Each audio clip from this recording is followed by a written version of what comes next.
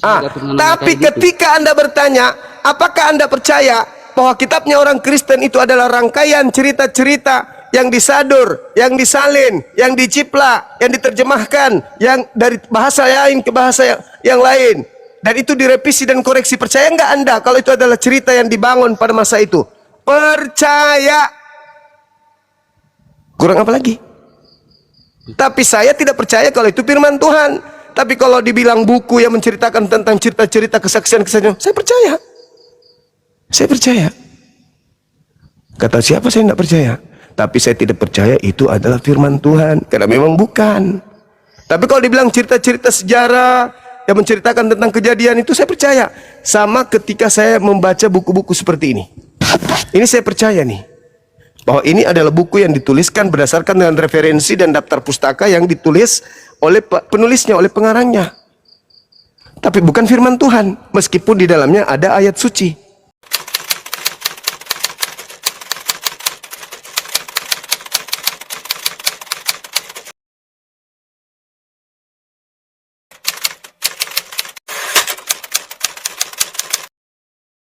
Mereka kan tahu kisah Yesus gitu loh. Kalau nggak tahu kan nggak mungkin mereka mencatatnya gitu loh, Bang. Iya, tapi kita tidak tahu siapa orang ini yang menulis ini. Sama halnya seperti begini, Bang. Sama halnya seperti kita menulis sebuah cerita sebuah berita. Kalau kita tidak tahu sebuah kejadian, bagaimana kita bisa menulis di dalam sebuah bukan itu gitu loh. Bukan itu poinnya. Cerita apalagi ini dibangun ini zaman dulu loh. Ya, lanjut Bang, lanjut. Yohanes 18 ini disusun ceritanya 1, 2, 3, 4. Di data nomor 5, di situ diceritakan sebelumnya pengantarnya. Yesus pergi di sana, dia sebuah kota bernama ini, kemudian dia bersembunyi bersama teman-temannya, dan Yudas ada di sana karena Yudas sering juga tahu ada di situ. Lalu kemudian ketika datang, dia bertanya, siapa yang kau cari? Itu kan disusun. Cerita itu disusun. Seakan-akan itu adalah Yesus. Berarti penulisnya pun sudah ikut mendukung si penyesat ini. Coba Anda baca di dalam Yohanes 21 nomor 24, nomor 25. Bukti bahwa penulis buku Yohanes ini bukan murid Yesus. Di situ buktinya. Coba bisa enggak saudara Kian Santang buktikan bahwa yang menyusun Yohanes 18 ini bukan murid Yesus? Yohanes 21 nomor 24. Yohanes 21 nomor 24, 25. Begini aja Bang, singkat saja begini Bang Suma. Ya tunggu dulu, ya. Habis ini kita buktikan bahwa cerita yang disuguhkan tadi ini yang seakan-akan Yesus yang berkata, nanti kita lihat di sini di Yohanes 21 ini. Saya sudah paham, sambil Bang Kian Santang mencari, saya sambil ya, ngomong boleh ya. Jadi begini. Boleh. Kalau dilihat-lihat dari cara ini mungkin Yohanes 1 atau 21 Guru Ndak? 21.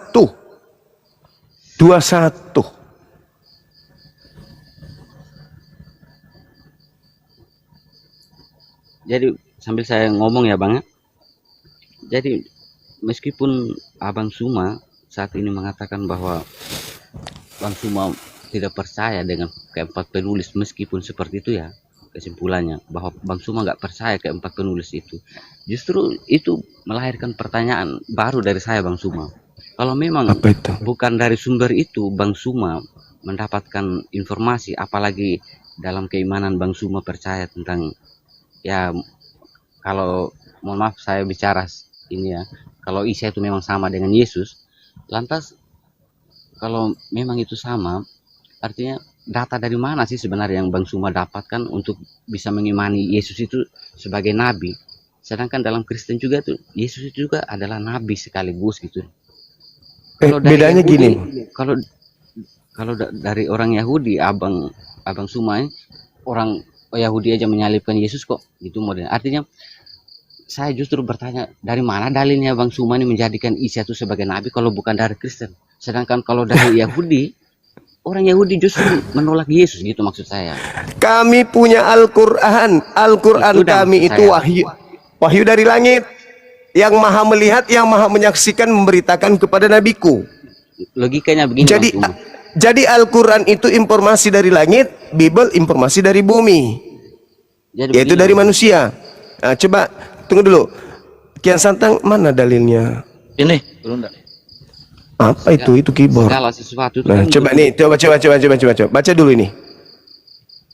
Dialah murid yang memberi kesaksian semua ini, tentang semuanya ini, dan yang telah menuliskannya, dan kita tahu bahwa kesaksiannya itu benar. Ini penulis buku Yohanes menceritakan dialah murid. Dia tidak mengatakan akulah murid, tetapi dialah murid. Berarti pengarang buku Yohanes ini bukan murid Yesus.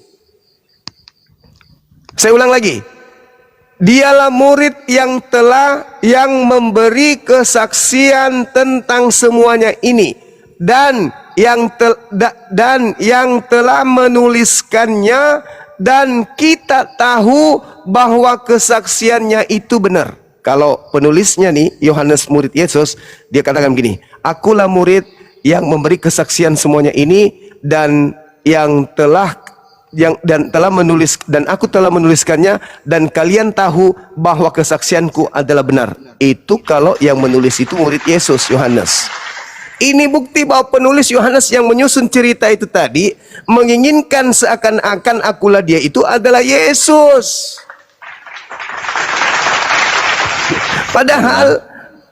Padahal cerita itu disusun untuk menggiring kalian percaya kalau itu adalah Yesus. Tapi Yesus sudah mewanti-wanti, waspadalah kepada penyesat yang datang kepadamu dengan memakai namaku dan berkata akulah dia. Mari saya buktikan ya, kalau ini bukan Yesus. Oke, kita buktikan. Saudara Kian Santang tolong buka Markus 14. Oke, kita buktikan kalau yang mengaku akulah dia itu bukan Yesus. Pelan-pelan. Kita belajar, jangan dikejar waktu. Nah, turunkan ke bawah di data nomor 50. Ke bawah. Oh, mama Data 50, Guru Nda. Iya. Dulu waktu saya jadi dosen, ada asisten dosen saya lalutnya lebih parah dari ini. Kulempar sendal. Jadi di sini nomor 50. Lalu semua murid itu meninggalkan Yesus dan melarikan diri. Itu dulu, catat dulu. Ini ketika penangkapan, seluruh murid Yesus lari meninggalkan Yesus. Nah, kita menghitung. Bentar dulu sebelum abang terlalu jauh bicaranya ya. Mohon maaf ya, kalau saya baca ini tidak pernah baca moto-moto ayat. Mohon bisa dibaca dari ayat keberapa gitu, dari perikopnya itu bang. Biar gak kita, ini tentang kalau tiba-tiba muridnya langsung lari, itu kan gak masuk. Lah ini lari, Anda baca sampai selesai itu tidak akan berubah di situ, dan ini muridnya langsung duduk dan baring-baring. Bang Suma bukan sedang mengajarkan saya soalnya. Bang Suma juga sedang mengajar 6.000 lebih orang loh. Apa yang Anda ingin jual setelah kita baca satu bab ini? Gak ada. Apakah Anda ingin apakah murid-murid Yesus tidak lari? Itu udah maksud saya. Atau biar paling tidak akan saya bertanya atau saya kan berkata tadi saya ingin buktikan gitu, kalau yang artinya supaya tahu dia lari karena yang datang tentara Romawi mau menangkap Yesus. Jadi murid-muridnya pada lari. Iya. Nah, di situ dinarasikan semua murid Yesus melarikan diri. Murid Yesus betul. Tinggal 11 kan? Tinggal 11 kan muridnya? Iya. Nah, 11 orang ini lari. Yang tinggal sisa berapa? Satu. Sisa satu. Namanya? Sisa satu. Namanya? Yudas. Namanya? Yudas. Namanya Yudas. Oke. Berarti tinggal satu namanya Yudas. Di situ dia berdua dengan gurunya Yesus. Baca nomor 51-nya. Saya baca ya. Ada seorang muda yang pada waktu itu hanya menggunakan sehelai kain lenan untuk menutupi badannya, mengikuti dia yang telah ditangkap. Maksudnya mereka hendak menangkapnya. Pertanyaan saya, kenapa orang yang menggunakan kain lenan ini ingin ditangkap? Bukankah mereka sudah menangkap satu oknum? Bukan bukan dia yang murid. ingin ditangkap bang, tapi mereka orang-orang tentara itu yang mau menangkap dia gitu loh. Ya, tentara ini ingin menangkap pemuda yang menggunakan kain lenan, betul? Ya, betul betul. Siapa pemuda yang menggunakan kain lenan ini?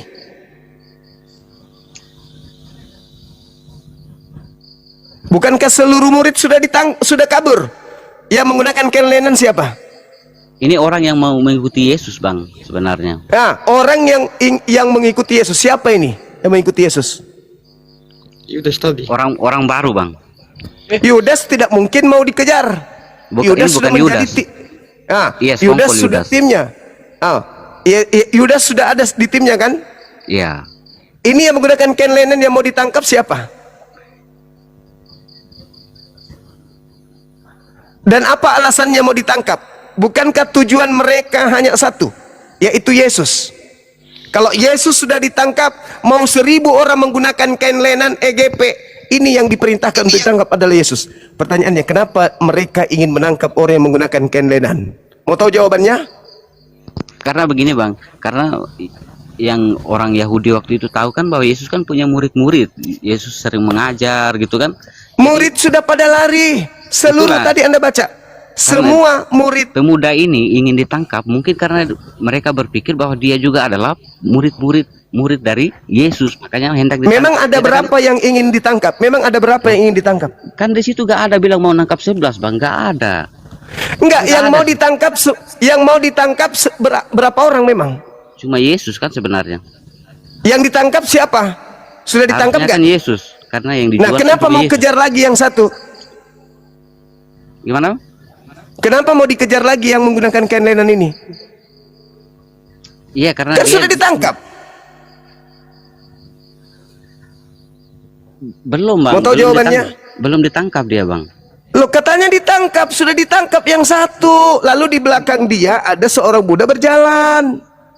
Udah ditangkap ini nih, udah ditangkap, udah diseret Coba- satunya. Coba baca lagi bang, supaya jangan saya aja yang keliru. Coba baca lagi. Oke. Apa itu? Ada seorang muda yang pada waktu itu hanya memakai sehelai kain lenan untuk menutup badannya, mengikuti dia, mengikuti yang ditangkap. Mereka hendak menangkapnya, tetapi ia melepaskan kain lenannya dan lari dengan telanjang. Berarti gak ketangkap bang. Ketika baru Hendak ketangkap. Oh, Oke, sudah nggak lari. ketangkap. Hmm. Nah, siapa yang menggunakan kain lenan itu? Pemuda tadi itu. Iya, siapa itu? Itu udah pemuda yang hendak ditangkap bang. Ya, itu siapa? Orang yang hendak Jawab aja bilang Edis. Mau tahu jawabannya siapa? Siapa bang? Baca Yohanes 13 nomor 4. Tunjukkan. Ya.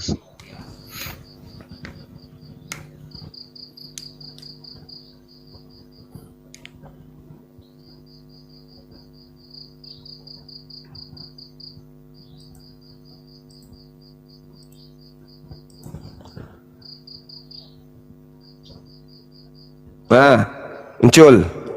Lalu bangunlah Yesus dan menanggalkan jubahnya. Yesus mengambil sehelai kain lenan dan mengikatkannya pada pinggangnya. Ya. Siapa yang menggunakan kain lenan? Yesus. Yang melepaskan kain lenan siapa?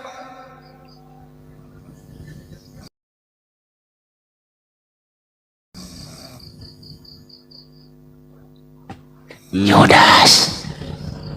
Yesus. Berarti yang ditangkap tadi adalah akulah dia, yang lari melepaskan kain lenan adalah Yesus. Sudah selesai. Enggak ada bang. Bentar dulu. Kembali ke ayat yang tadi tuh. Yang memakai kain masih ini terekam mungkin sama orang-orang biar dicek lagi. Ya, Itu tadi yang menggunakan kain lenan tadi siapa? itu yang mau mengikuti Yesus kan? Yang mengaku akulah dia kan? Yang ditangkap adalah Nah, yang dan mengaku akulah dia.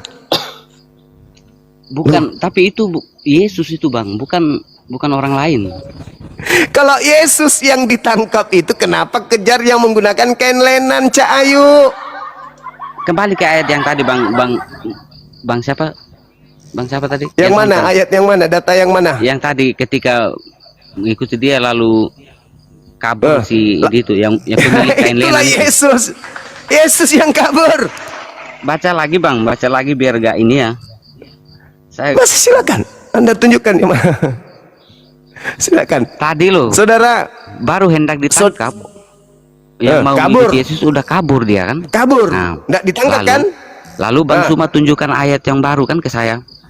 Iya, karena yang menggunakan kain lenan itu sebelum perjamuan terakhir hanya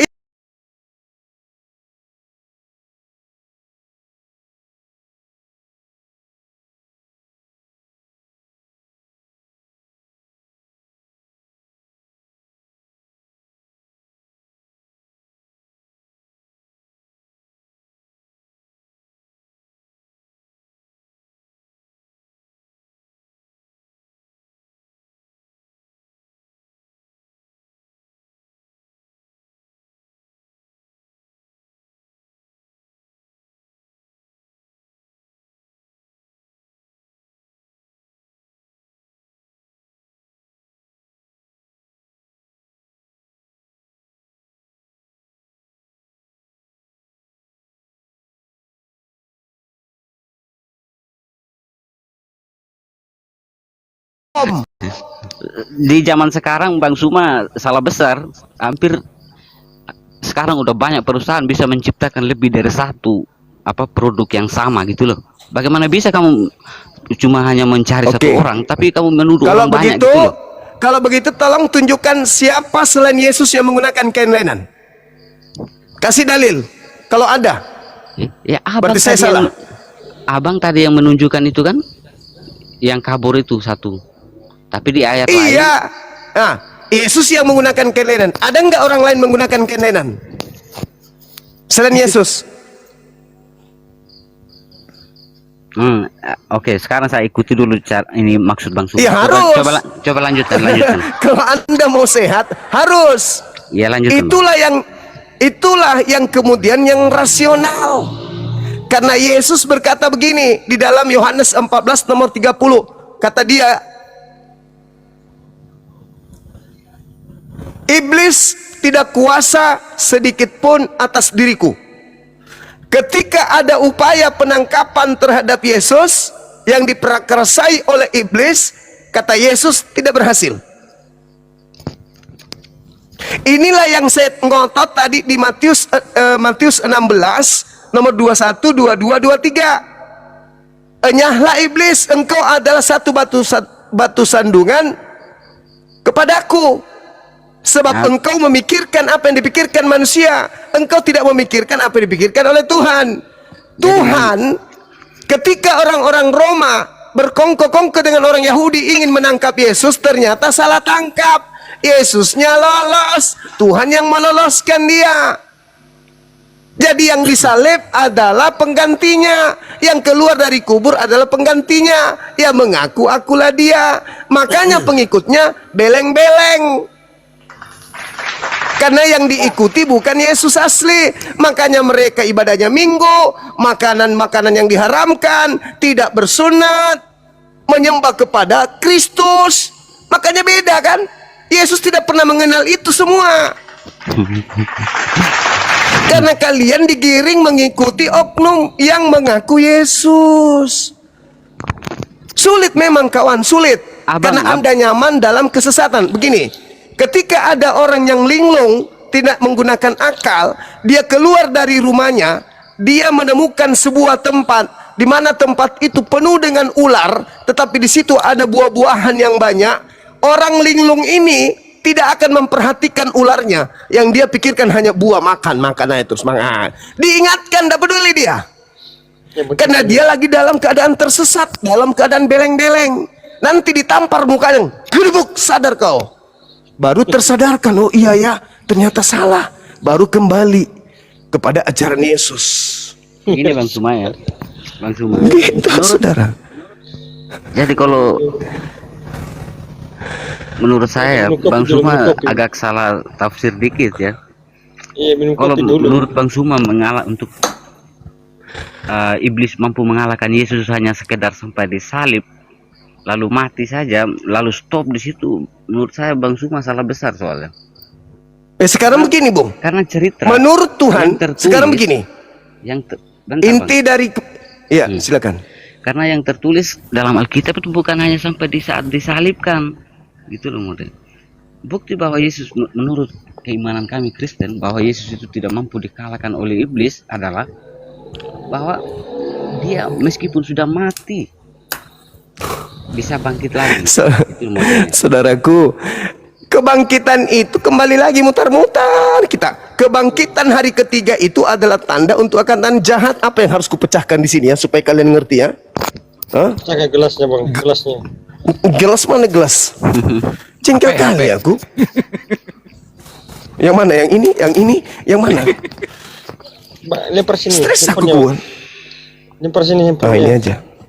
Stres aku lihat kalian ini. Ya kalau memang itu cara yang bagus kan silahkan Bang. Begini aja. Ya. Bingung saya. Ini kan Yesus mengatakan angkatan jahat ini minta suatu tanda dan tidak akan diberikan satu tanda apapun selain bangkit hari ketiga. Bangkit hari ketiga itu adalah tanda untuk angkatan jahat. Kenapa? Karena yang bangkit ini si jahat. Yang percaya kepada kebangkitan ini adalah korban daripada si jahat. Jadi begini. Susah kali kan. Ini Bang Cuma ya. Apa ya? Berarti sama dengan Nabi Isa sama Bang Juma ini. Bentar, Kisahnya Yesus ini diangkat ke Bentar, atas, Bang. nggak ada kematian. Nggak ada kematian memang. Karena iblis Iya. tidak berkuasa kepadanya sedikit pun. Coba Anda baca Ibrani 5 nomor 7. Sebagai manusia Yesus mempersembahkan doa kepada Dia yang sanggup menyelamatkannya dari kematian. Dan atas kesolehannya doanya dikabulkan. Berarti dia tidak mati. Jadi apa bedanya dengan Nabi Elia, Nabi Elisa, Nabi Musa? Ah, Apa bedanya? Itu bisa. Itu bisa. Itu bisa. Bang Cuma. Bisa terangkat ke langit tanpa mengalami kematian, bisa. Elia. Elia, Elisa, ya betul. Halo Bang Iya. Cuma. Tapi kenapa Kristen pingin kali Yesus mati? Kenapa? Karena pengaruh Kristus itu tadi. Setelah Kristus keluar dari kubur, sini. Dosa lu sudah dengan aku mati loh. Hole. Bang Cuma aja udah Enak salah toh? ngomong itu. Bang Cuma aja udah salah ngomong. Bilang Kristen mau Yesus mati. Sejak kapan Kristen mau Yesus mati? Gak pernah. Itu munafik. Tapi karena memang kejadiannya Itu munafik namanya. Itu munafik. kok. Sekarang saya tanya sama saudara. Iya. Jujur. Demi keselamatan saudara, Yesus rela Anda rela Yesus mati atau Anda tidak rela? Saya belum ada loh Yesus ketika Yesus disalibkan. Nah itu kan Anda itu pingin kali Yesus mati sama seperti setan, pingin kali Yesus itu mati. Dia hidup loh Bang. Orang dia bangkit. Abang sih gak baca semua isinya. Itu Cuma sampai tanda di penyalipan Yunus, para Kang. Itu siapa? tanda Yunus. Yesus Kata- tidak mengalami kematian. Bagus nih kalau cerita Yunus. Ayo kita cerita lagi soal Yunus. Bagaimana menurut Abang kaitannya? itu? Matius 12 nomor 38 berarti kan orang Farisi berselisih paham, bertanya jawab, berdebat dan mereka menang melawan orang-orang Saduki.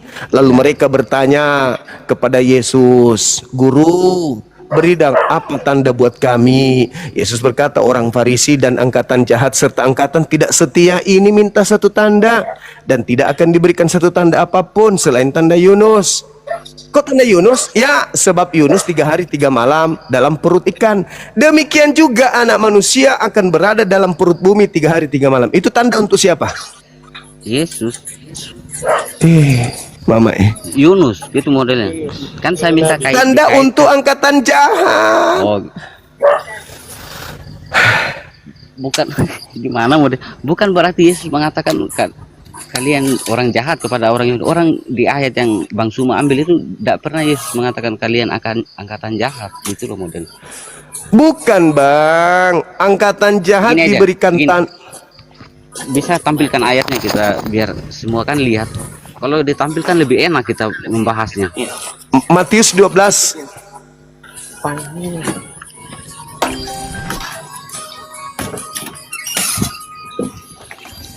Matius 12 nomor 38.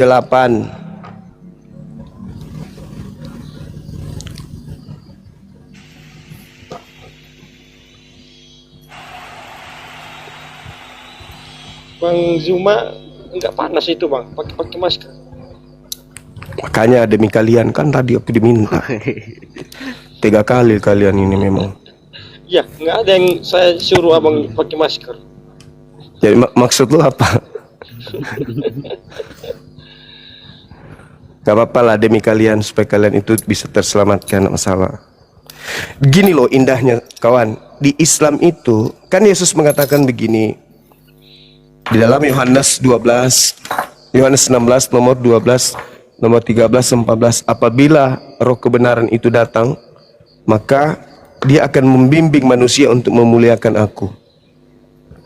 Ini yang kita sedang lakukan ini adalah upaya kami melepaskan Yesus dari belenggu fitnahan dan tuduhan bahwa dia itu mati dikutuk, mati ditombak, mati digantung, diseret, ditampar, ditelanjangin, digantung, dibunuh. Itu kami berusaha untuk memuliakan dia. Tidak, dia tidak disalib, dia tidak dibunuh, dia tidak ini, dia tidak. Dia adalah manusia suci, langsung diangkat oleh Tuhan ke langit, memuliakan aku. Kalian enggak, oh enggak, dia yang disalib kok, dia yang ditampar kok, dia yang ditelanjangin, dia yang digantung, dia yang ditombak, dia yang dibunuh kok. Kok kalian ngeri kali kalian. Yesusnya mengatakan, aku akan pergi kepada Bapa. Sebab kalau aku tidak pergi, roh kebenaran itu tidak datang. Namun apabila aku pergi, roh kebenaran itu akan datang. Dan roh kebenaran itu akan membimbing engkau memuliakan aku. Itulah Roh Kudus bang. Sekarang roh apa yang sekarang roh apa yang membimbing ente untuk mengakui bahwa setan berhasil membunuh Yesus? Itu roh apa? Hah? Roh apa? Gak sebatas itu pikiran kami bang. Gak iya, roh kebenaran itu ketika datang memuliakan aku. Roh kebenaran itu bicara apa yang tertulis bang. Kalau memang seperti itu dia disalib. Roh kebenaran itu membimbing kita menjadi orang benar, yaitu memuliakan Yesus. Hanya itu doang gitu bang. Itu aja dulu, Anda nggak lolos, apalagi yang lain kawan. Ingat, ketika Anda menjadi Kristen, Kristus telah menebus kita dari kutuk hukum Torah dengan jalan menjadi apa? Menjadi kutuk. Berarti Bang Zuma menuntut saya harus menyembah kepada Allah gitu. Harus menyembah kepada Dia yang telah mengutus Yesus. Wajib hukumnya. Yohanes tuh Allahnya Abraham itu Yahweh. Abang Zuma tahu? Yahweh itu dewa orang Mesir kuno. Sembahan Abraham itu Eloah. Eloah Abraham, Eloah Ishak, Eloah Yakub, yang mereka sebut Elohim bukan? Ya itulah dia Elohim. Abang Zuma sembah juga itu ya? Saya menyembah kepada hakikat yang mengutus Abraham, Ishak dan Yakub. Kami menyebutnya Allah. Berarti beda sama yang disembah sama Abraham ya? Kok beda? Makanya saya tanya, berarti Abang Zuma menyembah Elohim gitu loh. Saya menyembah Tuhannya Abraham, Ishak dan Yakub. Iya, berarti Elohim gitu. Orang sana menyebutnya Elohim, saya menyebutnya Allah. Berarti nggak salah juga dong kalau Abang Zuma, saya bilang Abang Zuma menyembah Elohim. Ya itu perspektif Anda, tapi saya menyembah Allah. Tapi kan sudah terserah. Orang Yahudi juga mengatakan bahwa Allah itu Elohim. Ya terserah. Yang pasti kami diajarkan la ilaha illallah. Allah. La ilaha. Gitu saudara. Nah, Yesusnya mengatakan apa? Hidup kekal itu adalah mereka mengenal engkau satu-satunya ilah yang benar, satu-satunya. Tapi Yesus dan mengenal Yesus yang engkau utus. Berarti Yesus dikenal sebagai utusan supaya kita memperoleh hidup kekal. Berarti dia bukan Tuhan. Sedangkan yang bangkit dari kubur itu adalah Tuhan. Tapi Roma dia- 14 nomor 9. Untuk itulah Yesus mati agar dia bangkit untuk menjadi Tuhan bagi Kristen. Bukan bagi saya. tadi Karena Bang Tuhan Suma, saya adalah dia yang disembah oleh Yesus. tadi Bang Suma kasih saya ayat yang mengatakan bahwa Yesus menyembah Jadi Allah. gatal kaki saya. Bentar dulu Bang, santai-santai. Tadi Bang Suma bilang bahwa Yesus menyembah Allah yang Esa, benar kan? Ya, Di betul di itu. pasal yang sama itu Bang, Yesus juga mengatakan bahwa sama seperti Allah Bapa, Allah bisa memberikan hidup yang kekal, saya juga bisa memberikan hidup yang kekal. Lalu apa bedanya Yesus sama Allah di situ Bang? Di pasal yang Hey. sama itu loh Bang. Di Hey. ketika ayat mengambil ayat Alkitab. Hei, Hmm. Al-Quran mengatakan surah Ali Imran ayat Kita 31. bahas- Bismillahirrahmanirrahim. Bentar dulu Bang, jangan bahas Al-Quran dulu, saya nggak tahu Al-Quran soalnya. Gini, abang Oke, kan ngambil baik. mengatakan bahwa Yesus mengatakan harus menyembah Allah yang Esa kan, tetapi nggak jauh dari ayat itu juga Yesus mengatakan bahwa sama seperti Allah Bapa bisa memberikan hidup yang kekal, saya juga bisa memberikan hidup yang kekal gitu loh. Dengan cara apa Yesus memberikan hidup yang kekal? Dengan cara disembah atau dengan cara mengakui dirinya sebagai rasul utusan Tuhan untuk Bani Israel? Karena Itu dulu. intinya begini, Bang cuma menyembah kepada Allah Bapa di surga karena Dia memberikan kamu hidup. Begitu. Ya. Oh ya. Sama juga dengan saya Bang. Saya Menyembah kepada Yesus. Ketika karena Dia Yesus bisa Anda memberikan sembah, hidup yang Yesus. kekal. Yang namanya Ya. otoritas. Teman, jangan sampai bikin saya emosi ya. Jangan buat saya emosi. Oh, silakan. Dia Yesus jangan emosi memberikan yang naik. hidup. Yesus memberikan hidup yang kekal ketika orang itu memenuhi syarat. Kasih dong ayat yang jelas, jangan ditambah-tambahin Bang. Justru ente yang menambah-nambahkan. Justru hidup kekal itu adalah mereka mengenal Yesus sebagai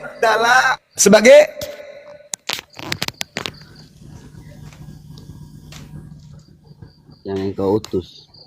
Nah, itu bisa. Jadi Yesus sudah memberikan penggarisan. Engkau akan hidup kekal bila mana engkau menerima aku sebagai utusan. Itu. Sementara kamu salah pemahaman. Oh, Yesus ternyata bisa memberikan hidup kekal. Sembah deh. Tidak begitu, bonyok. Tetapi Yesus memberikan Tapi Yesus bentar Bang. Tapi Yesus kan mengatakan bahwa kamu juga harus mengenal aku, meskipun Dia sebagai mengenal utusan. sebagai apa? Mengenal Masa sebagai kamu- apa? Masa kamu hanya sekedar tahu Dia sebagai utusan, kamu juga harus kenal utusan yang seperti apa kan gitu modelnya. Iya, dia mengenal dikenal sebagai apa? Itu dia kan mengatakan sama seperti Bapa dalam memberikan hidup kekal, saya juga bisa memberikan hidup kekal. Dia juga pernah mengatakan segala kuasa di surga telah diberikan kepadaku gitu. Itu ucapan orang yang keluar dari kubur. Bonyok, udah panjang lebar tadi kita bicarakan itu. Itu yang keluar dari kubur itu bukan Yesus, itu sebilisis yang menjanjikan. Jangankan kepada Kristen iblis berjanji seperti itu, kepada Yesus pun iblis berjanji. Kamu baca Lukas 4 nomor 6. Hei Yesus, apa setan? Kalau kau sembah aku Yesus, segala kuasa langit dan bumi akan kuberikan kepadamu. Sebab aku iblis berkuasa memberikan kuasa langit dan bumi kepada siapapun yang aku kehendaki. Gak ada gitu. Gak bilang gitu. Kau baca dia. Baca Dia cuma Lukas 4 nomor 6. menawarkan harta duniawi doang. Jangan Baca tambah-tambah. Lukas 4 nomor 6. Ah inilah kalau Bagian sok santang, tahu. tolong. Ya tolong. Oh gemesnya kalau kau dekat di sini kusiram air mendidih kau. Kayaknya ini anak udah Gitu, sulit Bang. untuk disembuhkan ini. Terlalu Nah, doktrinnya.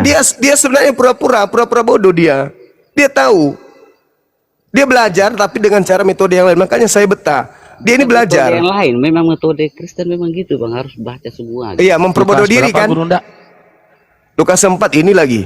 Paling males juga ini saat ini. Sudah sering kali diajarkan. Langsung buka Lukas 4 nomor 6. Ini jadi asisten pecat juga lama-lama.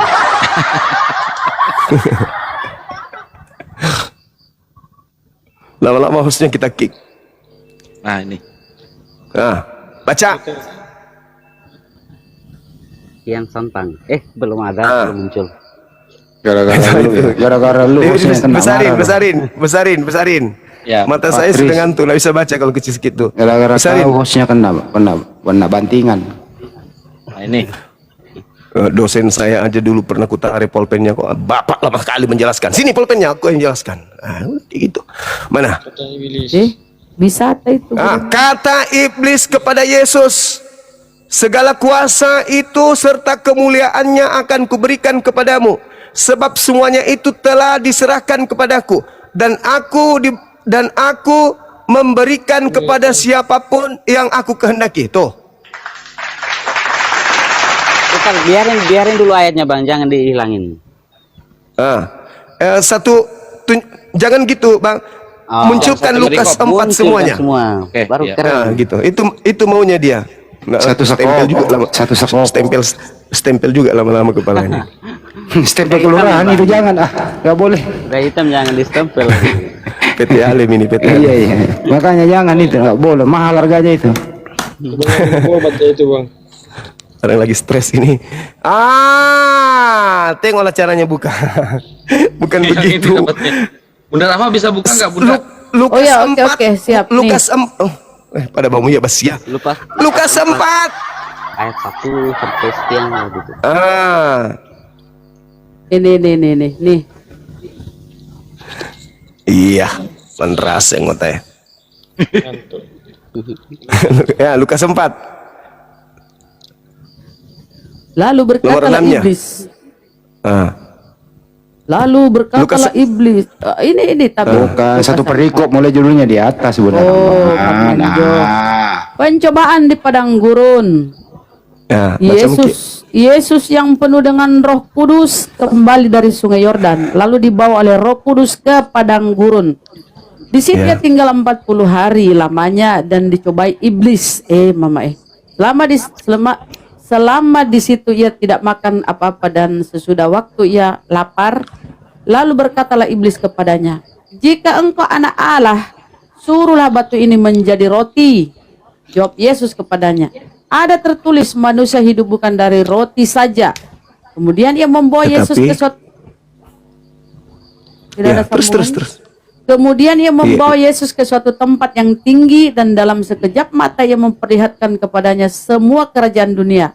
Kata iblis kepadanya, "Segala kuasa itu serta kemuliaannya akan kuberikan kepadamu, sebab semuanya itu telah diserahkan kepadaku, dan aku memberikannya kepada siapa saja yang ku kehendaki. Jadi jikalau engkau menyembah aku, seluruhnya itu akan menjadi milikmu." Tetapi Yesus berkata kepadanya, "Ada tertulis, engkau harus menyembah Tuhan Allahmu saja, dan hanya kepada Dia sajalah engkau berbakti." Kemudian ia membawa Yesus ke Yerusalem dan menempatkan dia di bumbungan bait Allah. Lalu berkata kepadanya, "Jika engkau anak Allah, jatuhkanlah dirimu dari sini ke bawah. Sebab ada tertulis mengenai engkau, ia akan memerintahkan malaikat-malaikatnya untuk melindungi engkau, dan mereka akan menatang engkau di atas tangannya supaya kakimu jangan teruntuk kepada batu." Yesus menjawabnya, katanya, "Ada firman." Semuanya dibaca nih. Hampir menit tinggal ini. Nomor 13-nya coba. Yesus menjawabnya, katanya, "Ada firman, jangan engkau mencobai Tuhan Allahmu." Sesudah iblis 13 ya. mengakhiri semua pencobaan itu, ia mundur daripadanya dan menunggu waktu yang baik. Menunggu waktu yang baik. Oh. Dia nggak berhasil memberikan kuasa itu ke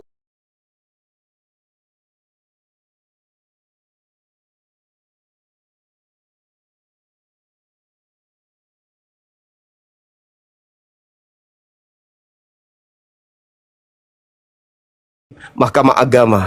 Kena kau ini sekarang. Apa yang terjadi? Terpengaruh mereka dengki, sepakat membunuh Yesus. Begitu selesai kejadiannya, apakah iblis berhenti? Enggak. Yesusnya diselamatkan. Oke, Tuhanmu selamatkan kau. Oke, memang aku tak mampu menyesatkan kau, bro. Tapi aku akan memakai namamu. Dadah, kau udah ke langit. Namamu masih ada di sini. Aku akan pakai. Melalui siapa? aku pakai? Melalui penggantimu yang disalib.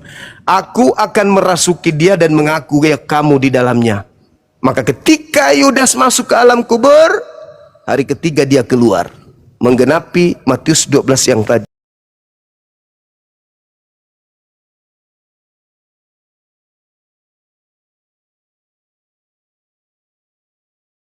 Masukan setan dan akan bangkit dari hari ketiga, dan setan itu akan mengaku aku.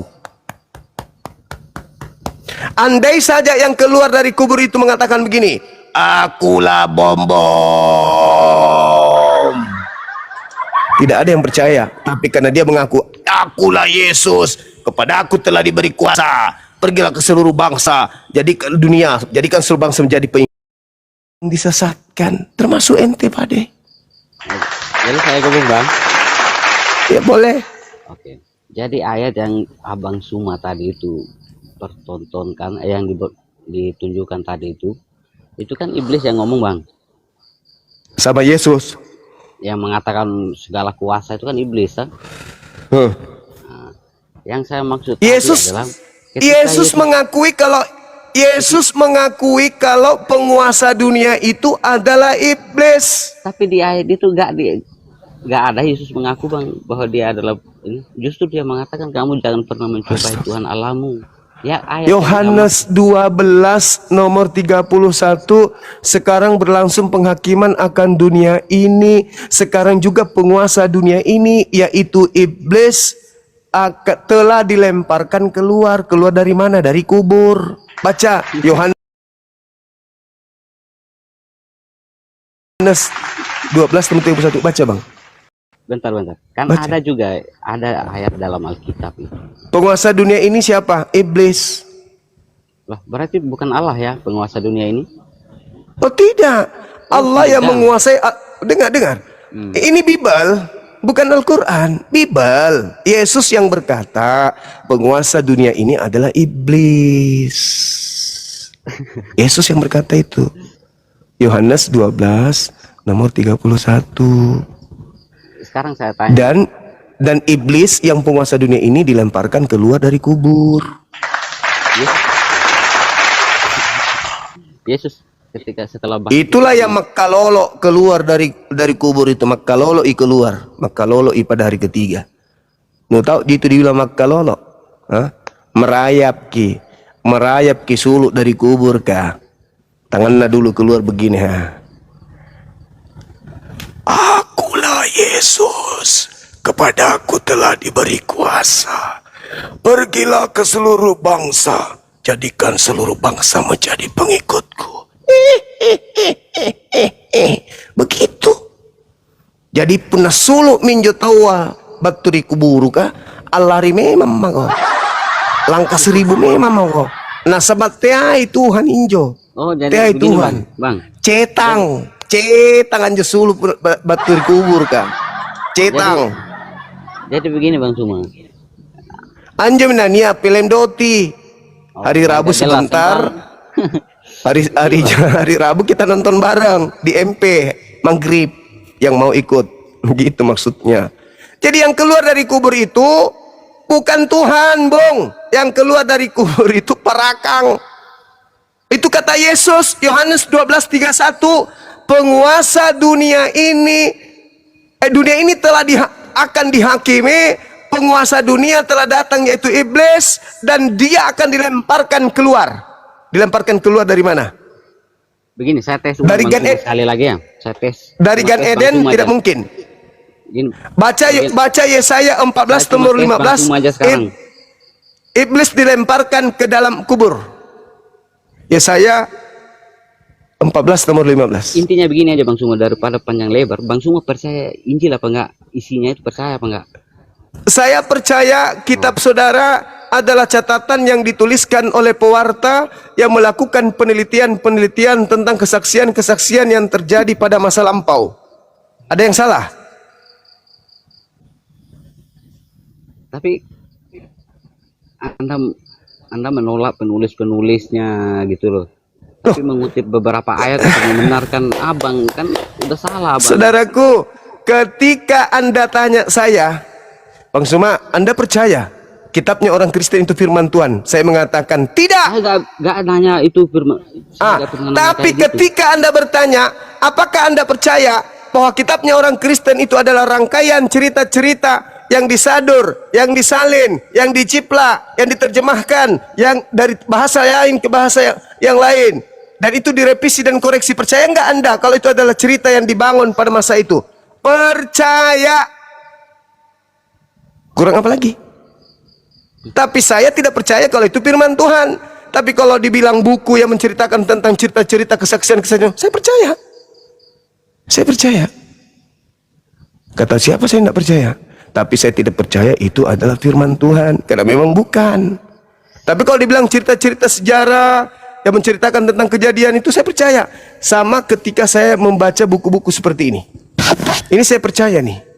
Bahwa ini adalah buku yang dituliskan berdasarkan dengan referensi dan daftar pustaka yang ditulis oleh penulisnya, oleh pengarangnya. Tapi bukan firman Tuhan. Meskipun di dalamnya ada ayat suci. Tapi bukan firman Tuhan. Buku ini bukan kitabullah, bukan. Tapi di dalamnya ada termasuk jiplakan dari firman Tuhan, ada sabda Nabi. Tapi kedudukannya bukan sebagai firman Tuhan. Jangan Gitu, bicara Bang. itu, ntar panjang lagi Bang. Soalnya begini, kalau Abang bicara seperti itu, sama halnya Anda juga mengatakan kitab Anda juga itu tidak valid jadinya. Tidak bisa. Oh, kenapa tidak bisa? Nah, sekarang setelah Bang Suma aja bisa Oke. mengatakan seperti itu kepada Oke. saya. Kenapa saya nggak boleh mengatakan Oke. seperti itu? Oke, baik. Ini kitab Anda nih. Sebelum Lukas menulis, Lukas terima dari mana? Intinya begini aja Bang. Nah, intinya kan, Penulis nah, itu ini kitab berasal saya. dari- Enggak, dengar dulu, kita ambil dengar dulu. kita berimbang. Hmm. Setelah Said menulis, dia terima dari mana? Dari Nabi Muhammad. Sebelum Nabi Muhammad terima dari mana?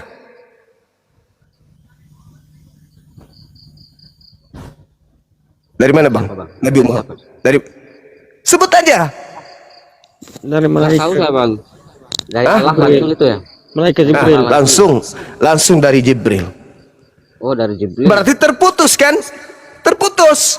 Tidak ada dari ini dikumpul lalu disusun. Gak ada.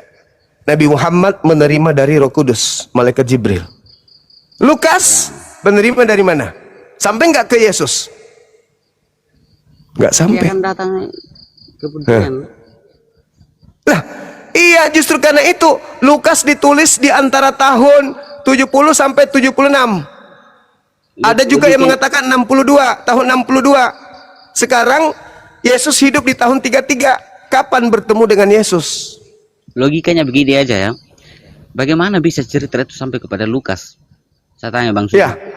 Bagaimana? Contoh, Hmm. ah, Bang Kian Santang menyampaikan berita kepada Bang Suma. Sekarang supaya tiba-tiba berita itu ada di saya langsung menuliskan. Sedangkan Kian Santang anggaplah udah gak ada modelnya.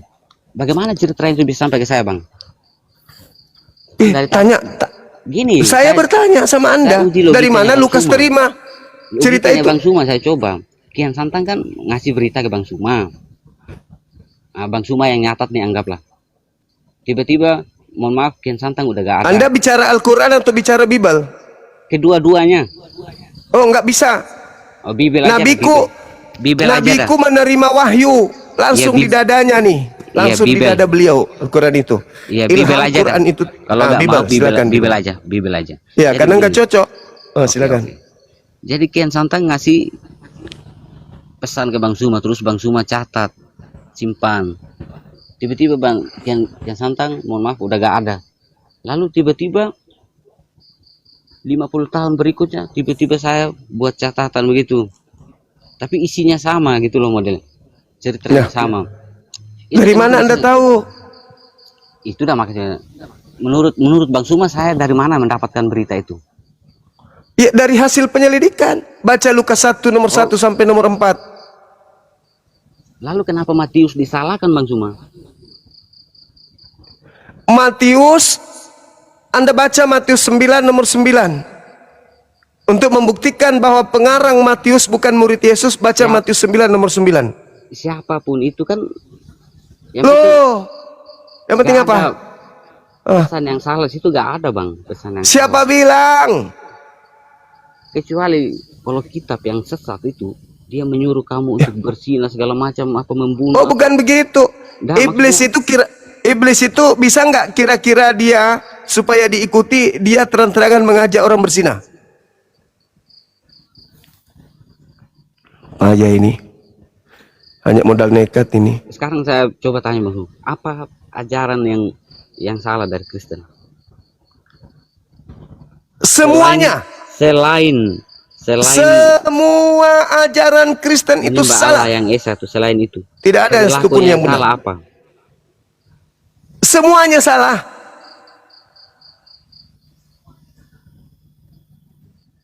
Apa yang menurut kamu? Saya balik nanya, apa yang menurut kamu benar dari agama Kristen? Apa? Ceritanya, kebenarannya itu ceritanya karena memang tertulis begitu. Kitabnya itu tidak ada validasi dari Yesus. Kok benar? Tapi dia yang merintahkan untuk memberitakan Injil. Abang tahu Injil juga kan? Apa itu Injil? Injil itu adalah Artinya? wahyu Allah, wahyu Aduh. Tuhan. Injil Apa? artinya apa bang? Injil tidak punya arti Injil itu. Aduh.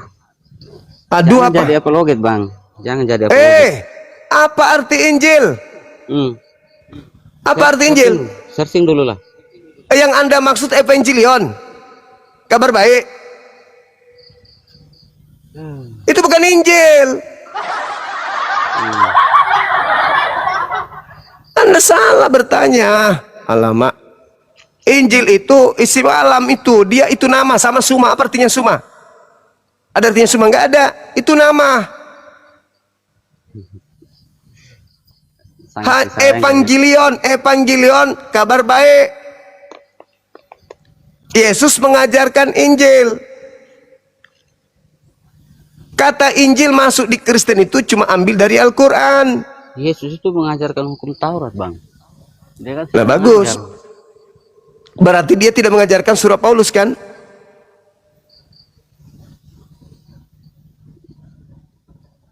Tapi Paulus mengajarkan ajaran Yesus. Yesus yang mana? Lah. Yang kau kutip-kutip dari Injil tadi. Mama Maksudnya Paulus menulis tentang Yesus yang datang kepadanya dalam bentuk suara, dalam Bang Zuma, bentuk Bang Zuma. cahaya.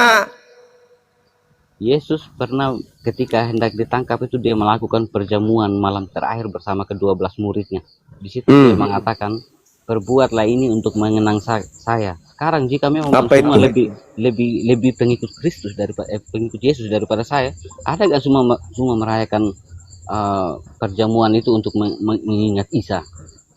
Ada nggak? Perjamuan itu untuk menguji siapa yang akan berkhianat kepadanya, siapa yang tidak. Dia udah tahu siapa pengkhianatnya, dia udah tahu Yudas. Yesus mengatakan inilah darahku, inilah dagingku.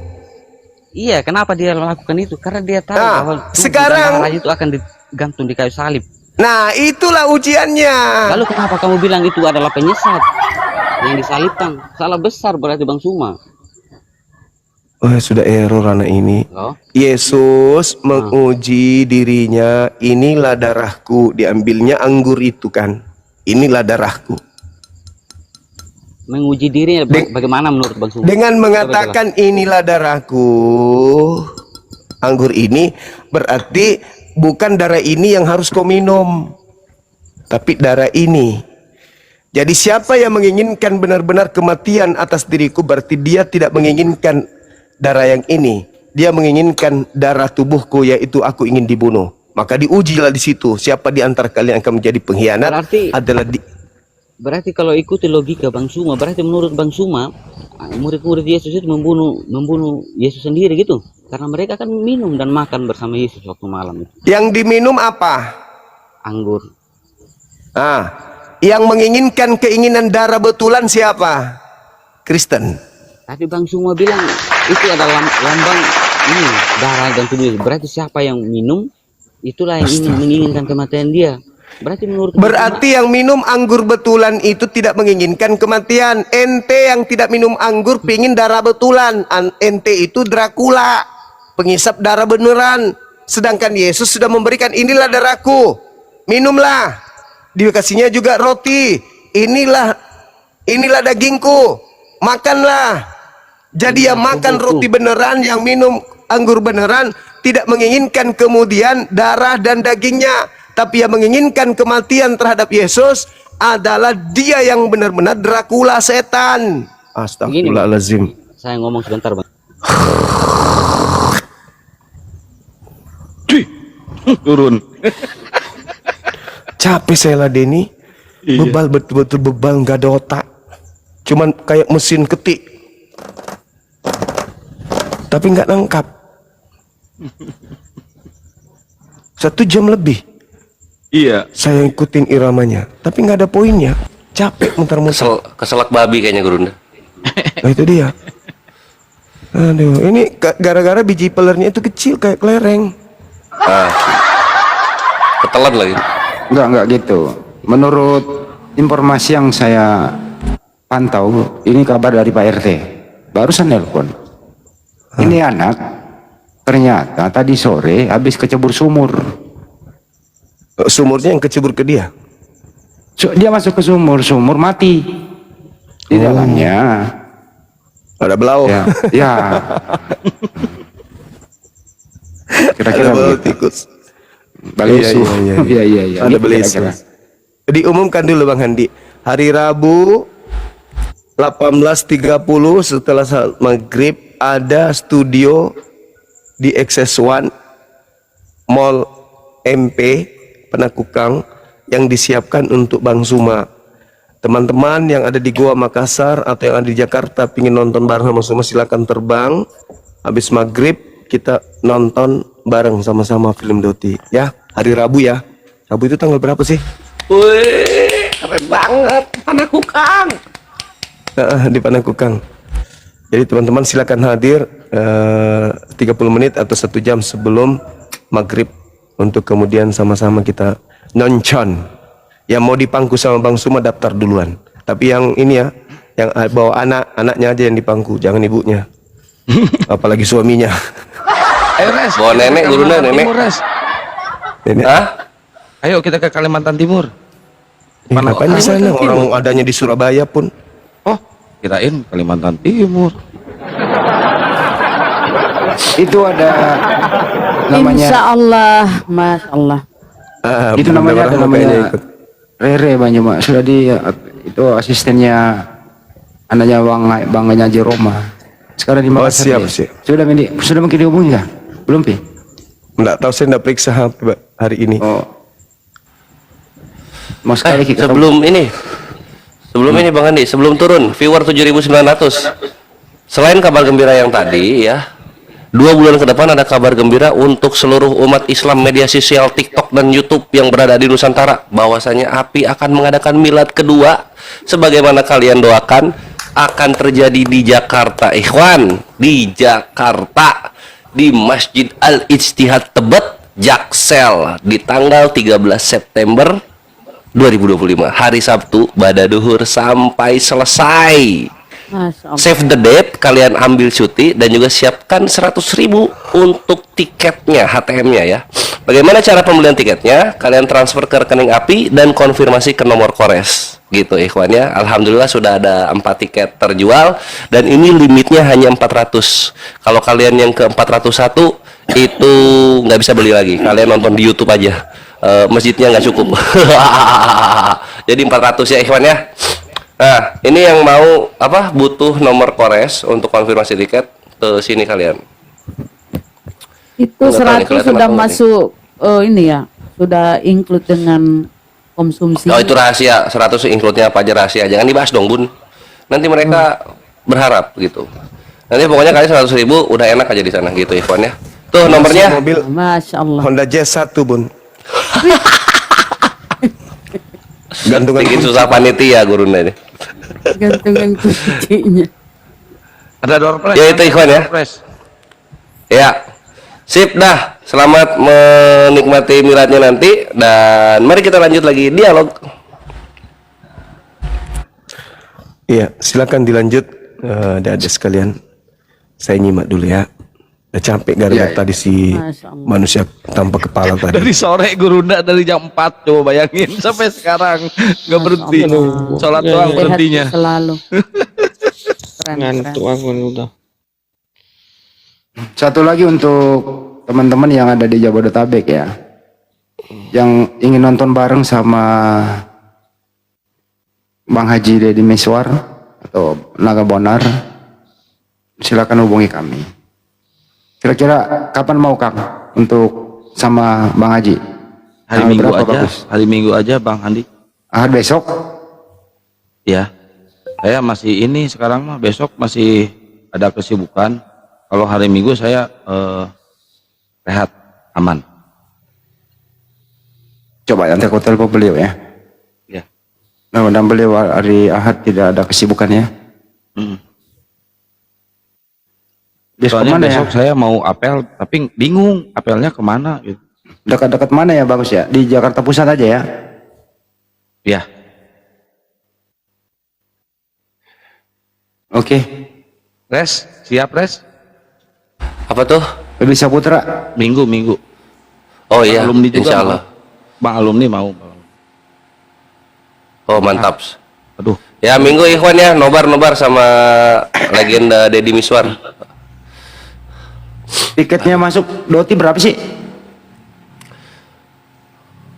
3 bioskopnya ada yang udah pernah nonton Pak? Variasi Bang Andi, ada 35.000, 50.000, 65.000, tergantung bioskopnya di mana. Murah ya, nggak nyampe iya. Nggak nyampe jual tanah ya. Enggak. Oh 55.000, nggak sampai jual motor. Ini Oten banyak banget ya.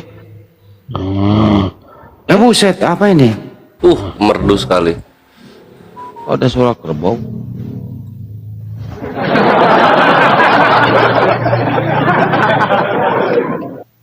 Mau ke Sukabumi.